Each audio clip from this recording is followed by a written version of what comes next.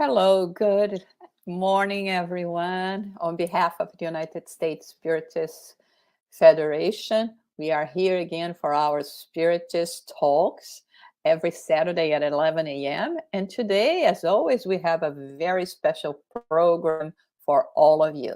But before we start with our program, with our guest speaker, we would like to invite you all to follow us in a prayer. So we raise our thoughts, unite our hearts, asking for the guidance and protection, especially for our guest speaker today, ASSISI, so that we can benefit and take to heart everything that is going to present to us, that the good spirits, the benefactors, may be inspiring us and protecting us during this talk. So be it. So once again, let us introduce with great joy our dear friend ASSISI. Hello, Dan. Welcome. We cannot hear you. Oh yeah, you figured that after 2 years I would learn how to unmute, right? If it's Yeah, still... well. Well, hello, thank you for having me, and hello to everybody who might be with us today. Okay, so before we start, as always, we would like to introduce Dan, regardless whether you know him or not. It's being, he has been giving talks for so long and being with us, especially here in the US, our community, but still we would like to introduce him. ASSISI is an award-winning author and internationally celebrated speaker who has delivered hundreds of talks and conferences on spirituality in over 60 cities on 4 continents. Known for a mix of deep thinking and wit, humor, Dan takes a unique approach to spirituality that is steeped in reason to remind audiences everywhere of our spiritual nature. Dr. ASSISI is a member of the Spiritist Society of San Diego in California and is a founding member of the Spiritist Institute. And what is important for us to say as well is a very dear friend to us all, and we are very happy to have him here today to give this talk, this presentation to us. So the floor is yours, Dan. Thank you so much, Josara. Thank you for that kind introduction. It is a pleasure to be with you today. Please, all of you, receive my warm hug from the other side of our beautiful country. I'm out here in San Diego today. You might notice that it's a little bit dark. It's a little bit of a cloudy day here today, but I'm very excited to spend some time with you talking about change, talking about personal change. But before I start, I want to say hello to our friends who are watching us from many different places. It is a blessing to be able to be with you. I see Paula Craig from Indiana. I see JC, our great friend JC, all the way from the Philippines. How are you, JC? I see Flavia as well, and many others. So thank you so much for taking the time to be here live with us. And if you're not live with us, and if you're watching this on replay, that's very okay too. We thank you for taking the time. It is truly a joy to be in community with people who are trying to make sense of the world through a spiritual lens, which is something that we try ourselves. So thank you for being here. Today, we are going to try to chat a little bit about change, about personal change. I think it goes without saying that these past years have really led us to rethink life, our purpose here, work, everything. And it's always very challenging to go through change. And so I often found myself talking to different people about how do we change, both professionally and personally. How do we make sure that this world is a better world now than it was yesterday, and tomorrow than it is today?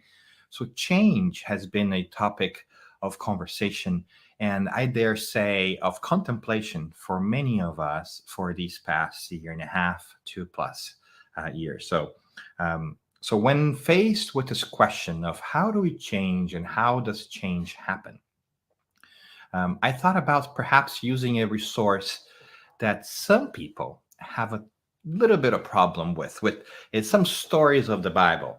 And that is because we still see the Bible in many different ways as a outdated document, as a book of religiousness that just tells us how to do things. But I see that differently. I see that slightly different. I leave aside all these ideas about the Bible and all the wonderful books it contains that I have received for other people, and I decided to check it out for myself. So today, I want to spend a couple of minutes with you revisiting a story, the parable of the lost son, sometimes called the prodigal son, through new eyes. My hope is that we can shed any religious perceptions or bias or inklings that we may have about the story or the book for an hour or so and think about it from a personal and spiritual perspective. So I want to read the story briefly with you, and I want to spend a couple of minutes analyzing it psychologically and spiritually to see if it may indeed enclose some tips for us on how we can change our lives. So what kind of process does change entail? And I say that not only on an individual level, I also say that in a collective level, because I think that many of us will agree that we have no doubt been thrown for a spin with COVID and this whole situation lately, right? But I think that we can also agree that society has changed too.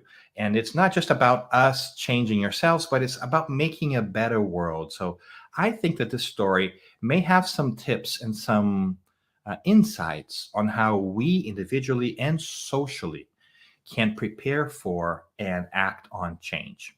And so I hope that you have a little bit of patience as we do this. So we are calling this one, When It's Time to Change, the Parable of the Lost Son. All right. So hang in there with me as I see that more people are joining. Thank you for being here as well. Thank you, Silva, Raquel, Brian, good to see you. Paul, good morning to all of you guys. So let's dive in. Okay, so this is going to be interesting because I'm going to do something here that normally I don't like doing very much, which is to read a little bit of the story, this parable, that I'm asking you to put any judgments that you have aside for a second. But before we do that, before we read a parable, I want to tell you where you can find it should you want to go and read it for yourself.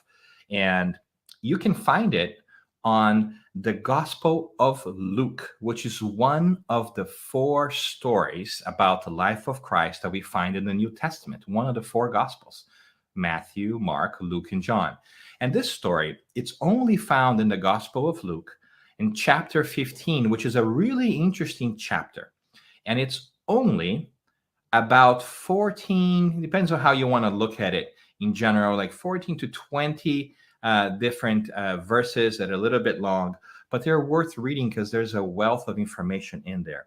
I also want to say, just really briefly, that the interesting thing about this parable as well is that it is the 3rd story that we see in that chapter 15. And that chapter deals with these 3 stories. They deal with finding something that was lost. So I think that you have a spoiler alert there, that we are going to be talking about returning to our roots, returning to our spiritual origin, thinking about things from a spiritual perspective. And so chapter 15 of Luke, really draws in this point that it is necessary to find what was lost, to go back to what is really important. And that's, I think, in many different ways, what we're trying to do during this pandemic, which is to reflect about how do we go back to a world without a pandemic? How do we make this a better place? So with all that in mind, I hope that I won't bore you to death. Feel free to interact in your comments. Put your comments in there. We'll try to address them. And if we don't address them during our talk, we'll have some dedicated time to talk afterwards if I don't get carried away and talk too much, which I promise I'll try not to. So thank you for being here. So let's dive in. Let's do that thing that I don't like doing very much, but I think that in this case is important. Let's read together a little bit of this story, this wonderful story. So I'm going to share my screen here. I'm going to apologize in advance that it's going to be a little bit of text, but it's only about 20 verses or so, but we can do this together. All right, so let's do this. All right, so the story goes, to illustrate the point further, right? Jesus having a conversation with people. So he goes, Jesus told them this story. A man had 2 sons. The younger son told his father, I want my share of your estate now before you die. So his father agreed to divide his wealth between his sons. A few days later, this younger son packed all his belongings and moved to a distant land. And there, he wasted all his money in wild living. About the time his money ran out, a great famine swept over the land and he began to starve. He persuaded a local farmer to hire him, and the man sent him into his fields to feed the pigs. The young man became so hungry that even the pods he was feeding the pigs looked good to him, but no one gave him anything. When he finally came to his senses, he said to himself, at home, even the hired servants have food enough to spare, and here I am, dying of hunger. I will go home to my father and say, Father, I have sinned against both heaven and you, and I am no longer worthy of being called your son. Please take me on as a hired servant. So he returned home to his father, the story goes, and while he was still a long way off, his father saw him coming. Filled with love and compassion, he ran to his son, embraced him, and kissed him. His son said to him, Father, I have sinned against both heaven and you, and I am no longer worthy of being called your son. But his father said to the servants, Quick, bring the finest robe in the house and put it on him. Get a ring from his finger and sandals for his feet, and kill the calf we have been fattening. We must celebrate with a feast, for this son of mine was dead and has now returned to life. He was lost, but now he's found. So the party began. But you may think that the story ends there, and it would be a good place to end the story, wouldn't it? Happy ending. However, there's more. Let's dive in a little bit more as well. Meanwhile, the older son was in the fields working. When he returned home, he heard music and dancing in the house, and he asked one of the servants what was going on. Your brother is back, he was told, and your father has killed a fattened calf. We are celebrating because of his safe return. The older brother was angry and wouldn't go in. His father came out and begged him, but he replied, All these years I have slaved for you and never once refused to do a single thing you told me to. And in all that time, you never gave me even one young goat for a feast with my friends. Yet, when this son of yours comes back after squandering your money on prostitutes, you celebrate by killing the fattened calf. His father said to him, Look, dear son, you have always stayed by me, and everything I have is yours. We had to celebrate this happy day, for your brother was dead and has come back to life. He was lost, but now he is found. All right. So that was a little bit of reading there, but I think that you get a gist of the story. I think you have heard this before as well. But if that's okay with you, I want to talk to you a little bit about this journey in a visual way so that we make sure that we hit a couple of important points on our way to diving a little bit deeper into what it could mean to us. So let me share my screen here, and let's look at the journey of the prodigal son, of this lost son. And the word prodigal, I think we might know this, just means wasteful, right? So let's look at how this journey begins. For the prodigal son, for the lost son, for the younger son, he begins where we all begin. He begins working at the farm of his father. But young age and entitlement maybe kick in a little bit, and he decides that one fine day, he doesn't want to work there anymore. He wants to go and discover the world. So what does he do? He asks his father to give him his inheritance even before his father is dead. Isn't that something? That's quite daring and quite, as I said before, entitled, isn't it? He says, I am too good for this. I want to do something else. Give me what is mine. He believes that his father's wealth is his already. And so he asks for that in advance. And surprisingly, the father says yes. And the father then divides his wealth between his sons, the older son and the younger son. And what does the younger son do with all that new resource, those new resources, with all that money? He packs his bags and he goes to a distant land. He goes far away from home, and he goes places where he can enjoy life to the fullest as he sees it. He eats the best food. He goes out with all the girls.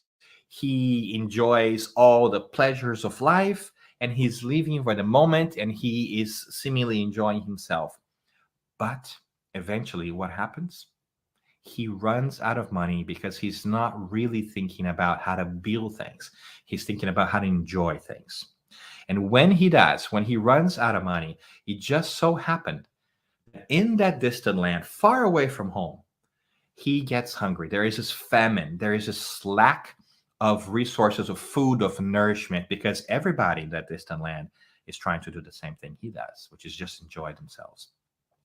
And in that moment, when he realizes that he's hungry, he's got to do something. He doesn't have things that he's backing anymore, does he? So does he decide to go home? No. He decides to stick it out and say, maybe if I get another job, I can go back to this life I had and enjoy myself. And so he goes and asks for a job around, but nobody will give him a job. Eventually, he knows somebody who will give him a job, and he gets a job feeding the pigs in a farm.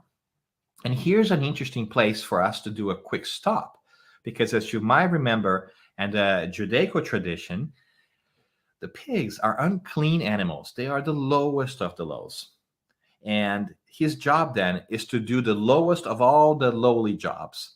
And while he is doing that job, while he's feeding the pigs, which is a job that doesn't require a lot of skills because he doesn't have a lot of skills, right? He's just been enjoying life. He has not been working on himself. While he's feeding the pigs, he comes to a curious moment where he finds himself coveting or desiring those pellets, that food that the lowliest of the dirtiest pigs eat. And he realizes in that moment that when he was home, even the lowliest of his father's servants had better food and a better life than he had at this point in time. So something clicks, and he begins to come unto himself, which is a term that I love, as if he was outside of his own spiritual self. He returns to his roots a little bit, and he realizes that he should go home. And he wants to go home and beg his father to take him back, not as a son, because now he understands he's squandered all his money and resources and his father's trust. He hopes to go back and ask for forgiveness so that he can work as a servant there at the farm where he first started. So tired, weary, and dirty, he makes his way back. He starts on the road back to where he started. And it's important for us to say that he has to walk the same road back. After all, if you went to that distant land, it's just not going to magically happen the next day he's back home. He's got to make the exact same way back. But something beautiful happens along the way. This is a really touching part of the story for me, I think. As he's making his return back to home, his father sees him coming at a distance. And that only happens because his father, we can surmise, has been waiting for his return all along. So he has been looking down the road for a while, hoping that his son will come home, as a father and a mother would do, wouldn't they? And so while he's not yet home, his father runs to him in the middle of the road, not waiting for him to come back, and hugs him. And then you know how it goes. We just read the story. The younger son apologizes and says, "I'm sorry, I have sinned against you in heaven. I have not been a good son. Please take me as a servant." And what does the father do? The father says, "No, I'm not taking you back as a servant." He asks his servants, "Bring me a cape," a sign of care and love, right? The red tunic, but also bring me shoes, sandals, and a ring. And those are very symbolic. The shoes being that in that time, and also in the Roman Empire, anybody with a shoe or a sandal was not a slave. Citizens had to wear shoes. So giving him shoes means I am restoring you to your status that you had before. I'm not treating you as a servant, but I'm treating you as one of my family. And the ring, I think we all know what a ring is. A ring is a sign of covenant, of connection, of betrothal, of being connected to each other in a fundamentally important way. And so his father gives him a cape, sandals, and ring to symbolize that he's happy to take him back. And so much so that when they get back to the farm, his father says to his servants, "Let's get the juiciest calf out there. Let's barbecue, right? Let's celebrate. Let's throw a party because my son, who was lost, has returned. Who was dead is now living." Beautiful words there. But the story, as we said, it doesn't end there, does it, friends? Because what else is also happening? We have the older brother. And when the older brother, who's working from the fields, comes back and sees there's a party going on, he doesn't go into the party. He asks somebody on the outside, "What's happening?" And one of the servants again says, "Your brother's back. Your father took your brother back." And he's taken by the moment of anger, of rage a little bit, so much so that he refuses to go in, and his father also has to come out and talk to him, much the same way the father went out on the road to receive his younger son. And he says, come to the party. And the other brother says, "How can you do this? I have been slaving here for the whole time, and you have never given me even a smaller goat, which is much smaller than a calf, for me to celebrate with my friends. But this son of yours," right? He doesn't even see the other brother as a brother anymore. He says, "This son of yours is not my brother. This son of yours spends all his money on prostitutes and drugs and anything he can do, and you take him back like this?" And the father says very lovingly, "But son, I've always been with you, and everything that I have is always yours. Come on, let's celebrate the fact that your younger brother has returned." So a nice little wrinkle that we're going to talk about. But I think you see here what we're talking about. And I think that this gives a little bit of a perspective of different stages that the younger son goes through. And that might be worth for us to kind of examine a little bit as we try to make sense of how this could apply to us. Right. So having taken that out of the way, let's dive in a little bit into what this could symbolize and mean for us.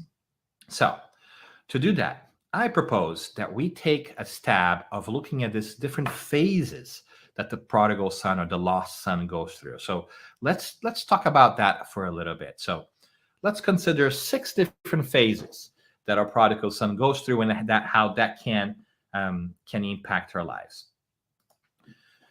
All right. So the first thing that we remember is that our son starts at the farm, right?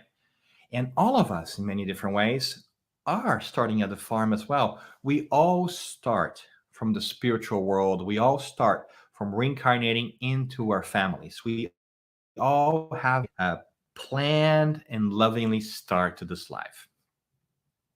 So once we are in that area, sometimes we don't realize all the blessings and all the work that has gone into preparing this life for us, we are sometimes caught wondering what it would be like to enjoy life, to enjoy the world without necessarily thinking about where do we come from, who we truly are.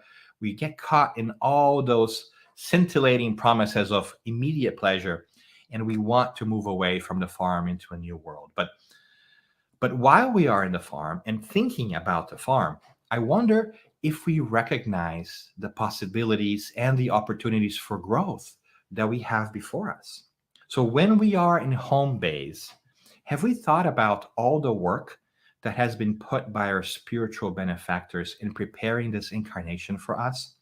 Have we given any thought of the fact that we have everything that we need to fulfill and the learning that we need to do in this life? Have we given value to the circumstances in which we have come to this world? And have we sought to understand what truly is our home base? These are important considerations that that we ought to take into account.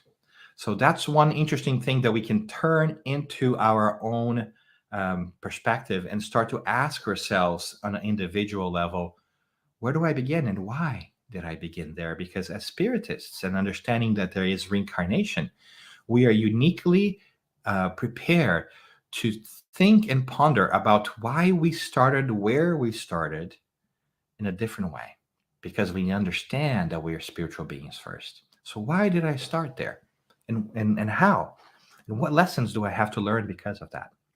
So that's one consideration that we can do or take into account as we begin to think about the symbolism behind the parable of the lost son and how we go about change. And the second one, I think you know very well, right? It's that thing that we all go through, which is the distant land. What is the distant land but a far away place from our beginnings?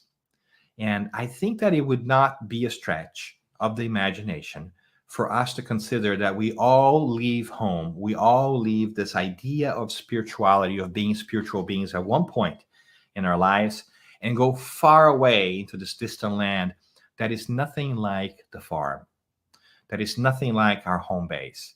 We get trapped sometimes in the idea that the world is just here to fulfill our immediate needs and our pleasures and our sensual desires. And we try our best to enjoy everything that life can afford us from a sensory and sensual perspective here and now.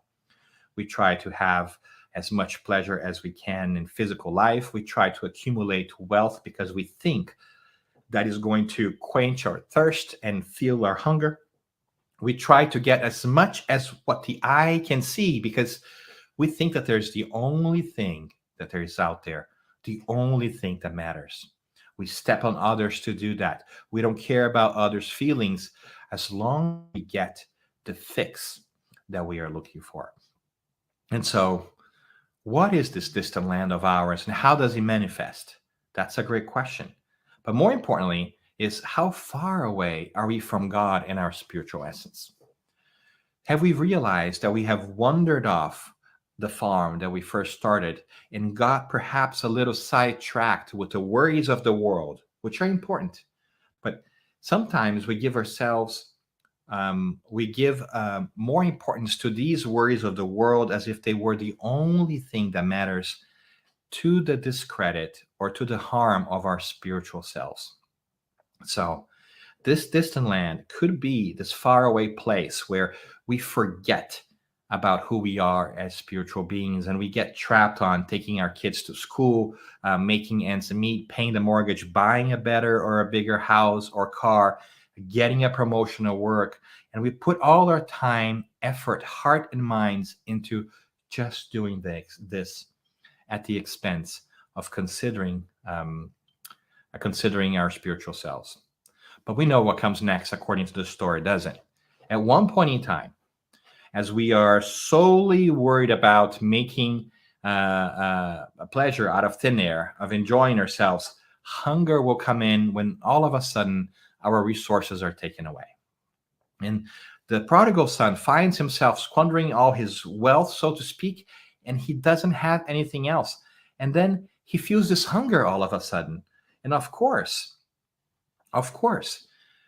we're not talking about just physical hunger here, although that's very important as well. We're talking about the spiritual hunger. We're talking about the psychological hunger that some of us feel, because more and more, I think that many of us are realizing that just focusing on our professional careers, that just focusing on our physical lives, just focusing on getting ahead in life from a physical or material perspective has left us with a fundamental and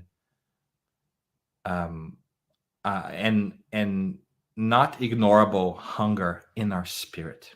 So much so that so many people are thinking about whether they should change jobs because their jobs are not fulfilling them, if they should change cities and places. During the pandemic, we have seen so many people contemplating moving somewhere else because there is this void in their hearts and in their souls that we cannot address just with things from this distant land, just with food and partying and drugs and money and sensual pleasures. There is this fundamental essence of ours that requires nourishing, and that nourishing cannot and will not come from the distant land. And so what happens? We try to understand how is it that we can quench that hunger by trying to look for work. Isn't it interesting? We could at this point say, I should go back to the farm.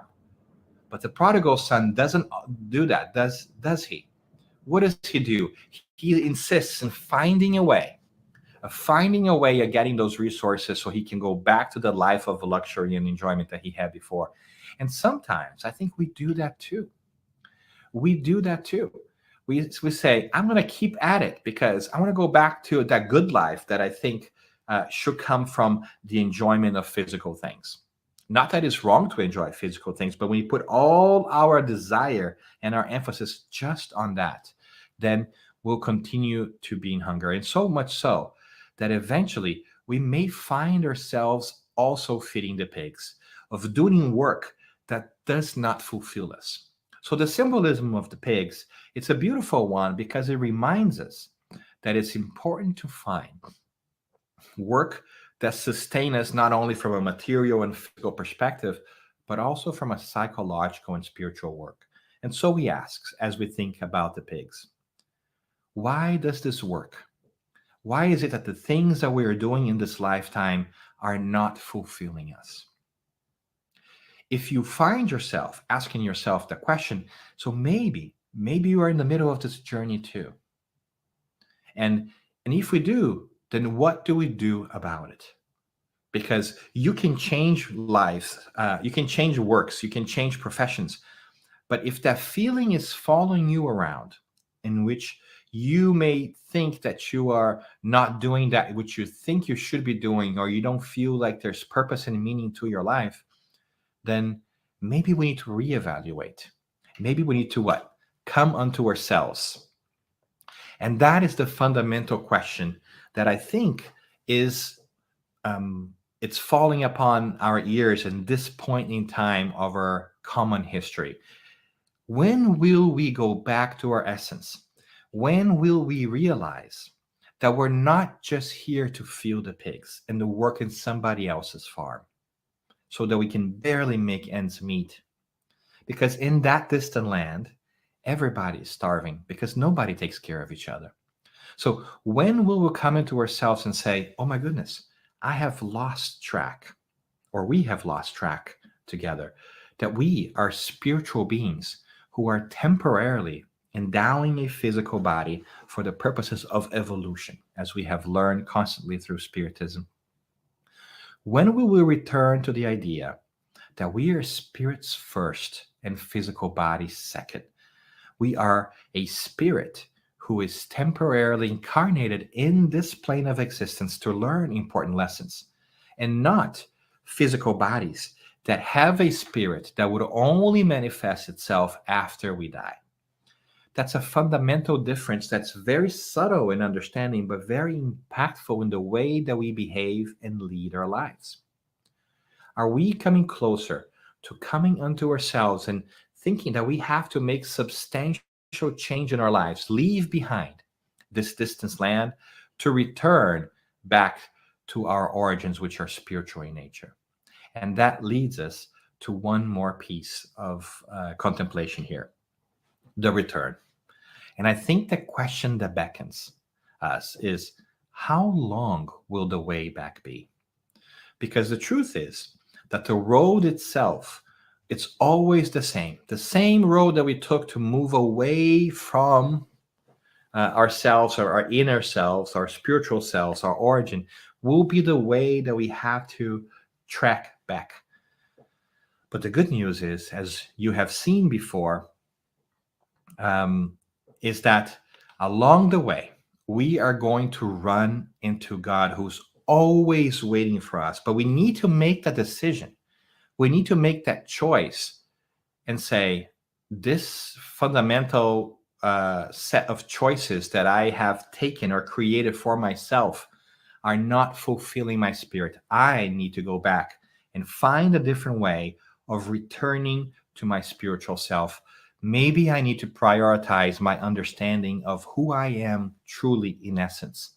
Because once we do, we begin to see life slightly different. We no longer worry as much about jobs, promotions, status, wealth. We begin to worry more about, are we developing? Are we happy? Are we growing virtues? Are we developing new skills? It is a very important shift in mindset, because it is about us with ourselves and not about what others perceive us to be, or whether we are ahead or behind other people. Because see, in this story so far, we haven't really heard about anybody else, have we? To this point, it is all about the prodigal son. And in many different ways, that's how we behave too. We're just worried about ourselves. We're not really worried about anybody else's hunger. We're not really worried about any else's feeding the pigs. We're so intent fulfilling our needs and our egos and our desires that we can only think of ourselves. But when we begin to make our way back, when we begin to take on that mantle, that sandal, and that ring again from our father or mother, whichever way you want to see it, that embraces us back, we begin to see that we are not alone in the story. Isn't it so? And in fact, before we talk about that a little bit further, let's return to this idea of the phases of the prodigal son, because if we want to, we can also make a parallel to the times that we live in. You see, in a roundabout way, many of us have been wanting to go back to this pre-COVID world and thinking, you know what, it would be so much better if we could just go back to what we're doing before. But the truth is, going back to the way we were before is kind of like going back to that distant land again. We are now in a moment of collective hunger when we are asking ourselves, how come we are not fulfilled with the world? How come we are bubbling internally as a society, trying to understand what's going on? How come we're talking about this fact that many people are quitting their jobs? We sometimes call that, right, the great resignation. There's even a term in the business world where a lot of companies and organizations are worried about all these people quitting their jobs because they realize they don't want to do that job anymore. Some actually prefer the term the great realignment, which I like too. There is this common cloud of reflection that seems to be hovering over our collective heads, that is empowering us to reflect about what is it that we truly want. So as a society, I wonder if we weren't also making a trek to this distant land for this past couple of centuries or more, where we have forgotten that we are spiritual beings, and we have insisted on trying to solve our hunger by going out into the material world and getting as much pleasure as we can from whatever it is that we can find. And we have found out that it is not enough to quench our hunger, is it? We have seen people who apparently have it all. They are beautiful, they are rich, they are famous, and yet they are not fulfilled. They're not happy. And oftentimes they have severe mental health issues because of the pressure that was put on them, or they even tried to commit suicide.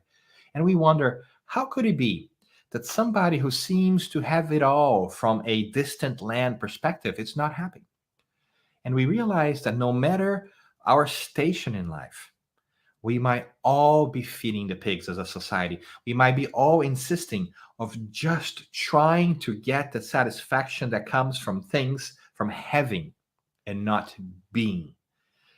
And so, in this moment of reflection, I wonder if this is the time for us as a group, as a society, to come into our senses and realize that going back to a pre-COVID world, going back to a pre-COVID society, doesn't mean happiness.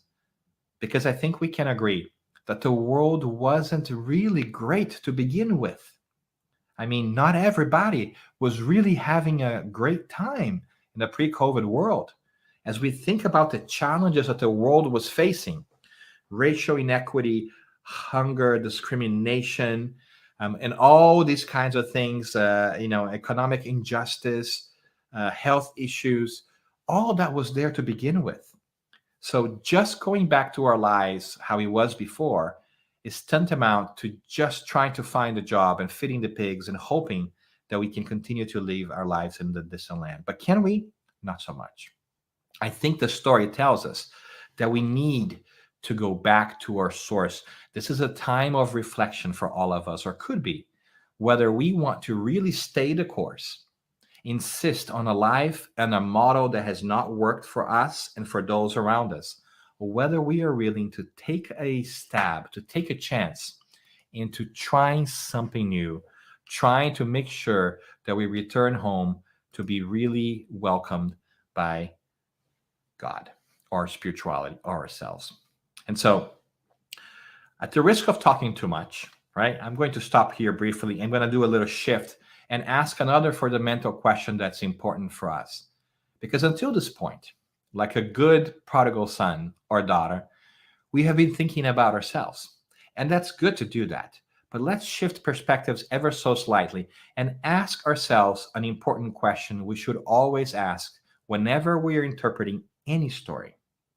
And in this case, we may ask ourselves, well, who are we in this parable? Are we the prodigal son? Are we the elder son? Are we the father? And to do that, I have this wonderful picture, first of all, from the artist Rembrandt that is found in the Hermitage Museum in St. Petersburg. And it's a beautiful picture, really well detailed. I'm going to try to zoom in here a little bit so you can see. In this picture, you see something that is really beautiful. It's kind of like a spiritual analysis and interpretation of the parable. If you look carefully, you can see there in the, right here in the middle, we have the father welcoming the prodigal son coming back. And you can see that he's tattered, he's dirty, right? But look how interesting. The so-called father, look at his hands. Can you see that on the side of the screen over here? Look, he has one male hand, like stronger, and one feminine hand, so to speak, as if to symbolize that it's not just about, right? It's not about father or male dominance here, because we know that society back in the day was even more chauvinistic than it is today. So it makes sense to use the example of men, but this is not just about men. In fact, here on top, if you look carefully, there is a female figure, like the mother, kind of watching over as well. And you can see here as well, the older brother, right, is not so happy with the return. He's also donning the red mantle of power, right, which we see here with the father as well. And he's looking down on his brother and saying, why are you back? And there's all these other witnesses looking around. And I say that because it's always great for us to look into who we are in that story. So it's only normal that we think of ourselves as the prodigal son. And I think that's a very important take to it. But I also wonder if it might not be interesting for us to also raise the question that we could also at times be the older brother who might not be happy with the return of other people. Why do I say that? Because the older brother, as you might recall, he is not happy with the return of his younger brother. He thinks he's in a better place than his younger brother. He doesn't want his father to pay attention or take back the other younger brother, especially since he's been working so hard. You see, the older brother about growth in many different ways. The older brother in this moment, it's really about himself too, in a different way than the younger brother. He still wants to think of himself not as in the same level of others, but he thinks of himself as better than his younger brother, to the point that he doesn't want his father to even associate with those older people. Isn't that curious? And he thinks he has wronged when attention is put to those who need it most. But he has not been wronged.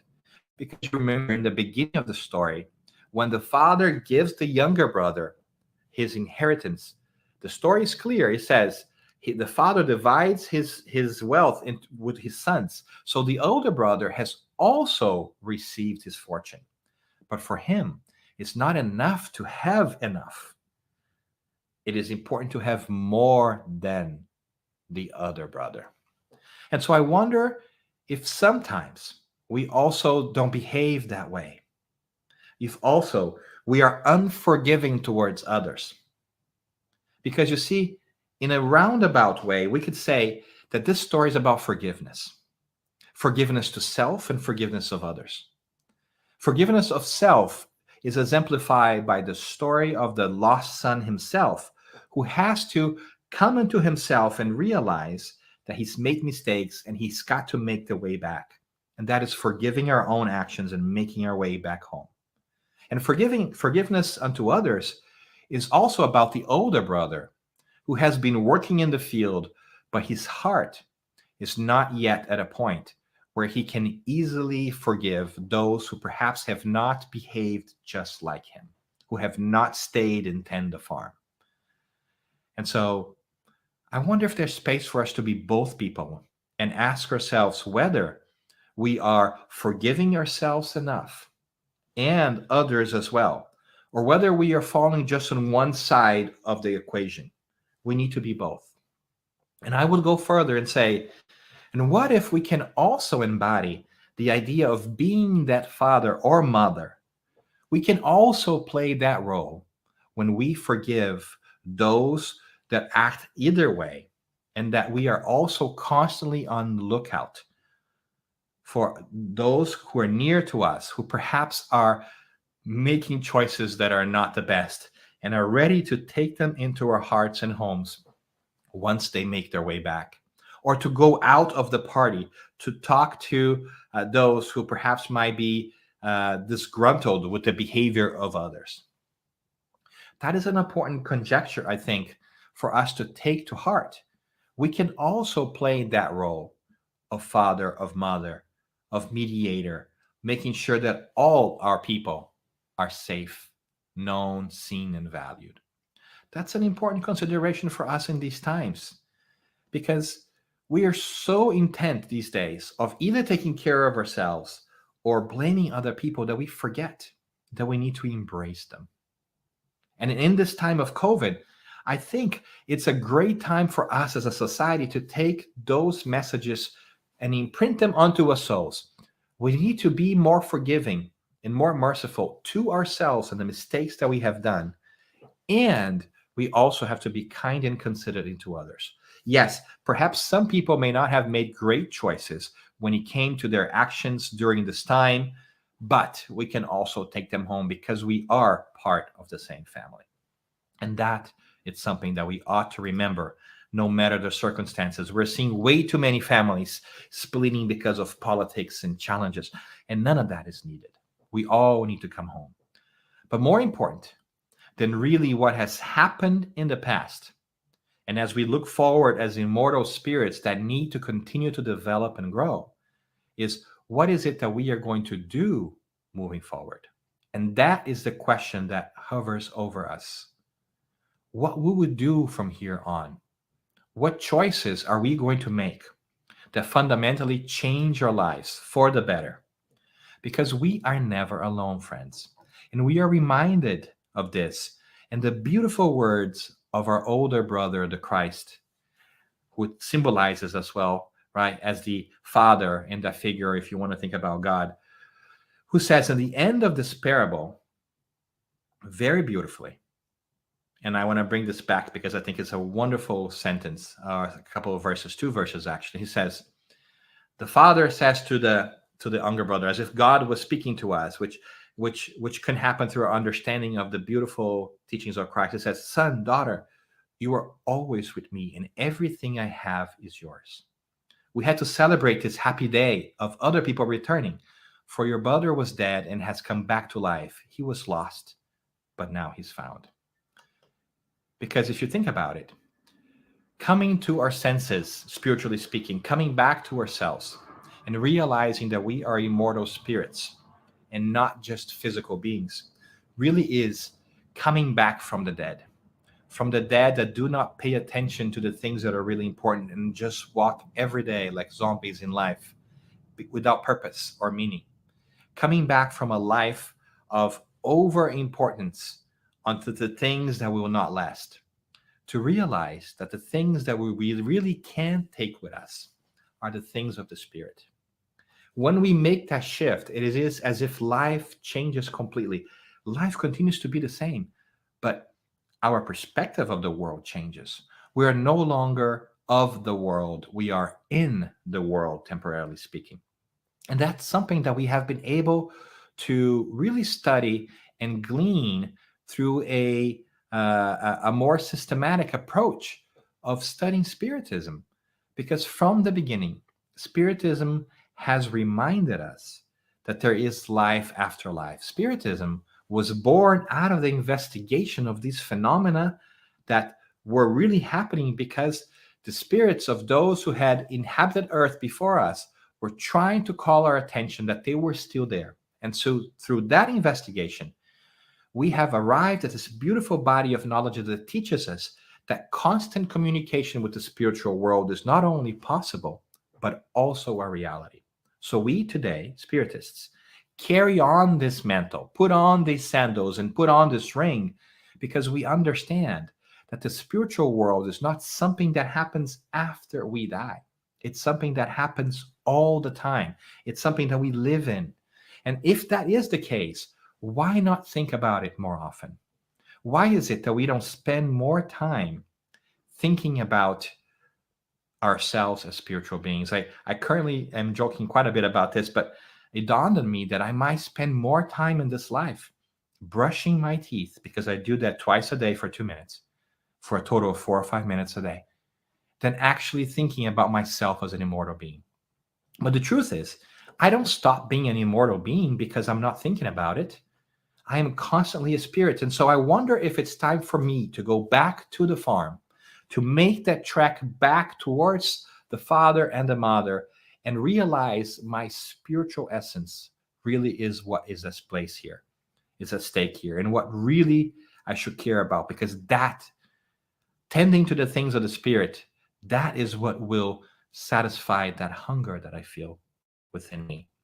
And so socially, I think the same way. I wonder if as society, if we take a step back and realize that this is an opportunity for reflection, we can really arrive at that understanding, because love is there for us at his promise in the parable. The Father is always looking down the road, waiting for us to return, not let us do those last steps by ourselves. And that is quite a powerful understanding, quite a powerful piece, isn't it? Because the love that we build here, now that we know that life goes on after this lifetime, goes on in the spiritual world as well. We don't stop loving those who have gone before us, do we? And so why is it that we think they stop loving us? They continue to love us. We just don't remember it. But we got to come back to our senses to remember that not only those who have shared a lifetime with us are still loving us, even if they have discarnated, but those who have shared lifetimes with us before, because now we know of reincarnation, those also continue to love us. So the truth is, there is an overwhelming sea of love that is always directed to us at all times, and that we are unaware. Isn't that beautiful?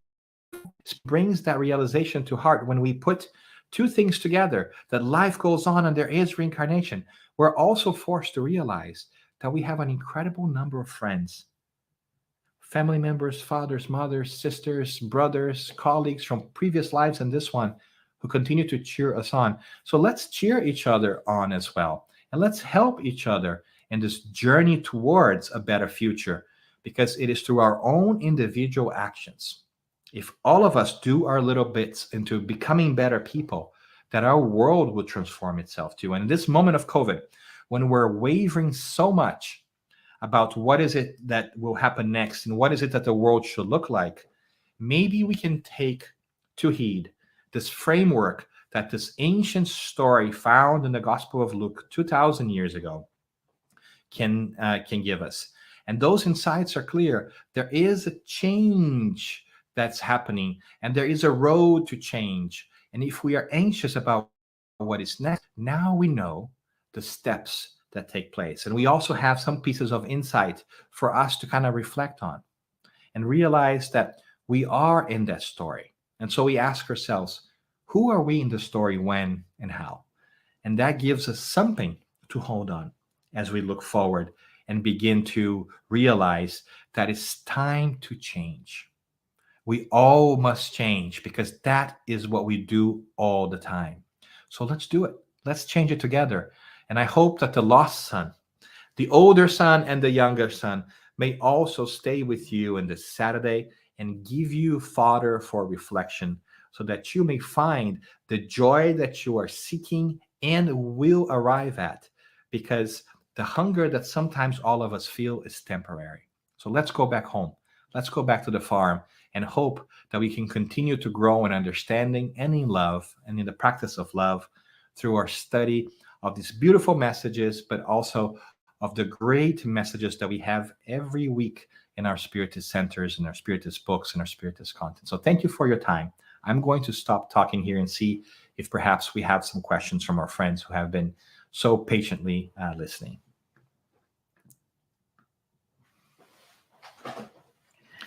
Thank you so much, Dan.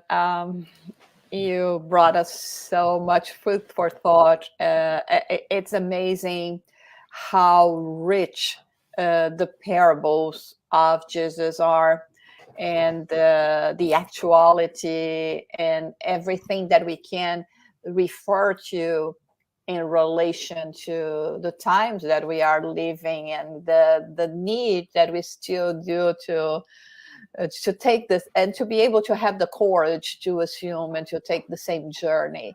So thank you so much for this brilliant presentation. And yeah, we do have a few questions. Let's start with the first one from Paul. Hi, Paul. Isn't the older son of the journey too? He hasn't yet gone to the distant land to let experience clarify him. Isn't fear often the issue that prevents us from moving forward? Wow, what a great question, Paul. I am in full accordance with what you say. I definitely think that for us to understand that journey, we have to look at both the young son and the old son. And sometimes we only see the young son because that sticks with us. But I agree, the older son is on the journey too. He too has gone, in my opinion, to a distant land. The difference is that his distant land is not that distant geographically. He's still at the farm, but his heart, it is on the journey. And that is an important piece, because he is close to his father. He's doing his work, but he still has work to do himself in accepting others. He's also in that journey. He's also trying to make sense with the world and find pleasure and satisfaction for himself. He too, we can say, is hungry, right, for acknowledging and acceptance from his father. And so they are all in their journey, the two of them. They're just in slightly different paths, but the journey is sort of the same, as you can see. And isn't it beautiful that if you think about it, and see, this is how these stories, as Josara was saying, are so beautiful, because there's just so much symbolism.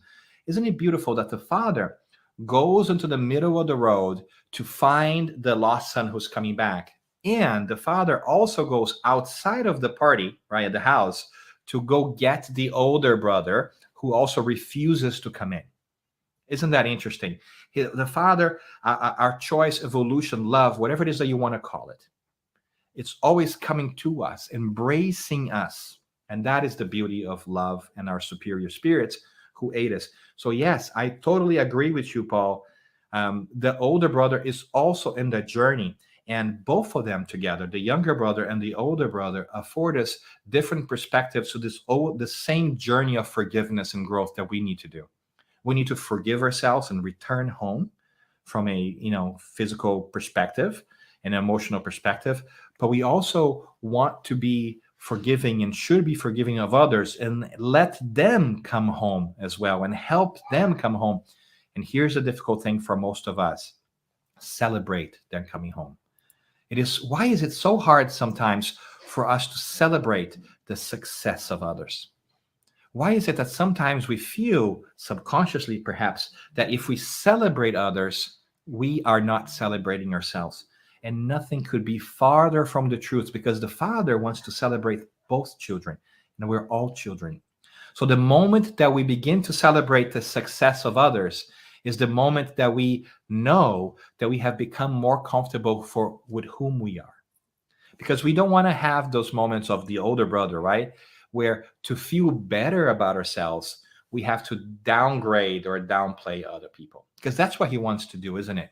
He wants to feel better about himself by putting his brother down. To such an extent that he denies even being a brother in the story, right? He goes back to the father and says, "That son of yours," right? As in, like, I have nothing to do with him. And so there's a lot of wisdom in the older brother there. And I think that actually we could spend a lot of time talking about the older brother, because we too are the older brother at times. And we are certainly in that journey. So I love that your awareness there, Paul. I am wholeheartedly in agreement with you. Both of them are in the same journey. They're just coming from different perspectives, but the journey remains the same. Thank you, Daniel. We have, okay. As we act as the prodigal son, and in other instance as the older son, proud of his act and judgmental, I wonder which aspect is more difficult to become aware of it and to change. Hello, Yasko. Great to see your smiling picture there. That's exactly how I imagine and picture you, by the way, with a beautiful smile. Great question. And that's great wondering. I think that has to happen at an individual level, right? Because I think that for some of us, self-forgiveness, the path of the lost son, might be harder than forgiving others. But I think that for others, forgiving others is a lot harder than forgiving ourselves. And so I think it's up to us to figure it out who we are in the story, because I don't think that we are also one-dimensional. I think there might be moments in our lives or types of challenges that present themselves in which we might behave more like the lost son than the older son. And there might be other circumstances in which we behave or act more like the older son, who is unforgiving of others, than the lost son, who is still seeking for forgiveness himself. So I think that is the beauty of this story, is to give us this framework in which we can figure out where is it that we fit. And we also want to give ourselves permission to not think of us as fixed entities, because we are constantly changing. So I would not be surprised if in some parts of our life we struggle more and identified more, right, as the prodigal son, and in other parts we identify more as the older brother. And I think there will be different kinds of learning that. But I love your question, because that's a very important question for us to reflect on a daily basis. What's harder for us? That might be a telltale sign of things that we need to work on. What's ahead of us? So great thinking, great questioning there, Yasko. Thank you for bringing that to us. Okay, and the next one is from Glausio. We are always getting lost and having to find our way back to the path of righteousness. What is the best way for us to bring out our inner father and accept who we are? Glausio, great question, my friend, because you remind us of something that I did not explicitly comment, but could very well be said. What is to say that this story, right, this return to the farm, happens only once? maybe we might find ourselves doing mini trips all over our lives in different points in times, right? So I think that the trick is to remember, where is it that we belong and where is it that we came from? If we can hold ourselves to that idea, my opinion is that it'll be easier for us to make our way back. If we remember that we are spiritual beings, immortal beings created by love, right, by God, for growth and prosperity, spiritually speaking, then it becomes easier for us to assess where we are and make our way home if we have veered off the path. And I think that sometimes we do. Sometimes we are not paying attention. We're driving our cars and we take the wrong turn, right? But we know where we're going and where we're coming from. It's easier for us to correct that course, right? To let our internal GPS tells us to recalculate the path and go back. And that's why I love Spiritism so much, because it brings to us every single day, every single time that we pick up a Spiritist book or listen to Spiritist talk, is that there are spirits involved. And that's a reminder that we are spirits too. And that's why I think that this gift, it's called Spiritism, is so powerful, at least in my life, because it peels the curtain away from that which we already knew, but kind of were in doubt. The fact that we are spirits and that the spiritual world is in constant communication with the physical world. And if that's the case, how can we ignore it? And if we can't ignore it, we have to act on it. We have to start to begin. We have to begin to act and think spiritually first. We should start to guide our actions, not by what Dan, the physical personality, wants here and now, but what is it that Dan, the spirit, wants for himself and others in the long term. It takes time to make that change, right? It takes time to go back that road back home, because it took us time to get here. It will take us time to go back, but it is possible. And what a joy it is to go back there. So if we can hang on to that idea that we're spirits first, my friend, I think that we're halfway there. And that's at least what I'm telling myself, and I'm holding myself to it. Wonderful. I think we still have another question, the last one. Who is the son that stayed behind? Who does he represent? Ah, yes, right? And so this is an interesting piece. That's the older brother, right? The son that stayed behind. Here's the interesting piece, though. Did he stay behind? He didn't really stay behind, does he? I mean, he stays behind in the perspective of the son that went out. But if you think about it, the son that went out actually was the one that moved away from the perspective of the son that stayed behind. So it's really about perspective. And I think that I find the son that stayed behind, the older brother, very interesting, because he's still doing the work we're told in the story. He's still helping the farm. He's still growing. And even while he's doing that, he's still struggling with finding his emotional, spiritual way to his father. Isn't that interesting? You can be doing the right work. You can be doing the right tasks with the right intention and still struggle with what you're doing. Because it's easy for us to look at the prodigal son and say, well, he's definitely not doing what he's supposed to be doing. So I understand why he's struggling, right? But when we look at the older brother, I find him more interesting, to be honest, in the story, because he's on the side a little bit. He doesn't get a lot of the attention until the end. And sometimes that part of us doesn't get that much attention either from ourselves. But it is okay for us to struggle with the feelings, even when we're doing the right thing. It is okay for us to volunteer and help the world become a better place and still struggle and have questions about it. We're still going to be loved and accepted.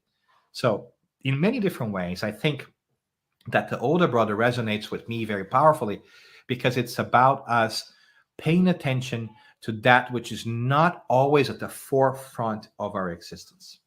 How is it that we are presenting ourselves? Are we taking time to reflect on whether the actions that we are doing are really aligned with that which we want? And if we are struggling, that's okay too.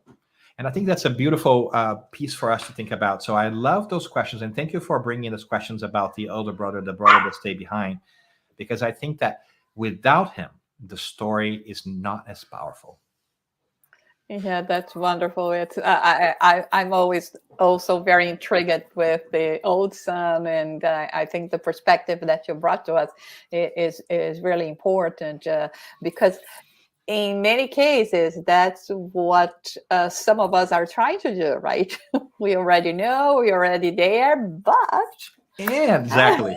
And we still slide, right? We still struggle with it a little bit. So we still step on a banana peel, right? Yes, very well said. Okay, I think this is the last question we have. Thinking about the Sermon of the Mountain and the stages that it represents, could we say that the first step he had to take for the return was to become poor in spirit? Oh, I love those connections, right?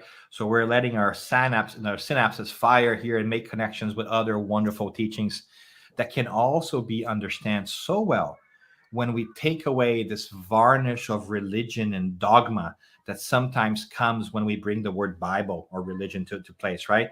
So I love that we are giving ourselves permission to think of this wonderful book, the Bible, and the teachings of the Christ, especially the New Testament, which I love, in a different way, like rediscovering it in many different ways, right? Because at the end of it, I'm going to get on the soapbox here for a quick second.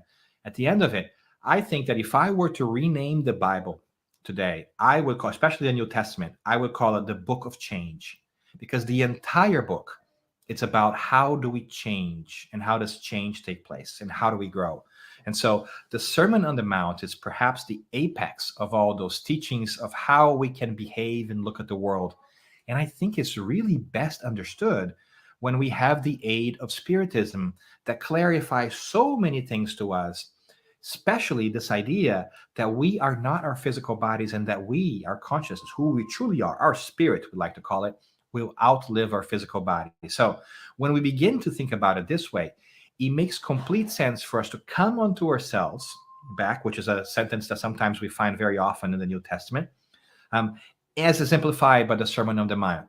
To be poor in spirit in many different ways, as exemplified by the sermon, is to come onto ourselves and realize that what we need to be happy is not that many things.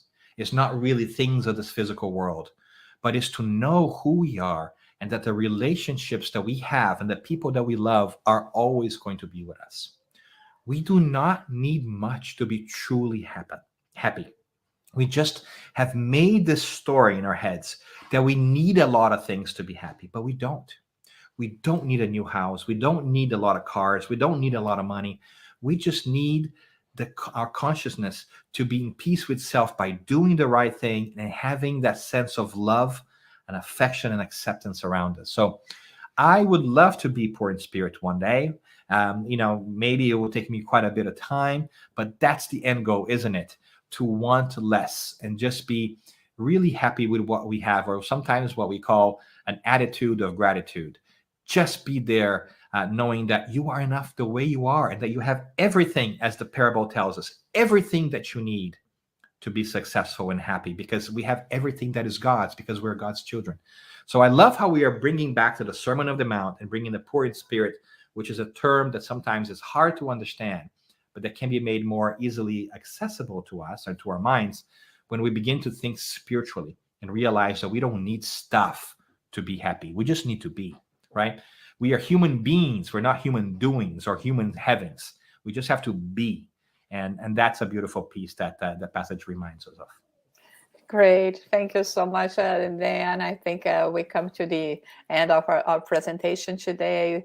We have some comments. Excellent teaching today. I see myself as both brothers, but more so the other son as looking into a conversation I just had yesterday. Sure woke me up. Thank you very much. Thank you, Paula. Amazing presentation, Dan, from Lucas. And we could be both in different time. Yes, and thank you for such a fantastic presentation. So much to think about. Nice lecture and Q&A. Thank you. And so many others. Great reflection on how to apply all of this. So then we would like to invite you to do the closing for us. And so with your prayer. Thank you so much again. Thank you for having me. Please, all friends out there in the virtual world, feel our gratitude for your time spent with us here today, in this community, in this road, along with all of us who are attached and following and working with the United States Spiritist Federation, who's bringing this to us. So in this moment, I'm going to invite you to join me in a moment of gratitude, where we are going to raise our thoughts up high and say, thank you, God, for giving us this inner resource that reminds us when we tap into it that we are children of God. And so we ask that we may feel it and not just know it in our hearts, that we are going to be okay no matter what, no matter the circumstance in life that we go through. May we be reminded by ourselves, by you, God, and by those around us, that we are immortal spirits and that we will overcome any challenge that is placed our way in this road. Whether we sometimes struggle with challenges that come from being lost in the road, or whether sometimes we struggle with challenges of not knowing whether we are doing the right thing, even if we're close to home. So thank you for being with us and constantly giving us examples and resources that we can go back to and reflect on and learn how to best make choices for ourselves. And thank you, first and foremost, God, for letting us make those choices for ourselves. Thank you for loving us so much to allow us to even make choices that are not the best to us, such as leaving the farm or staying in the farm and thinking about things that perhaps are not the best. We are so grateful for everything that we have, and we're so grateful for all our friends, incarnate and discarnate, who have been here with us today and will continue to be along the road. Thank you, and I hope that we can continue to remind ourselves of who we truly are. Amen.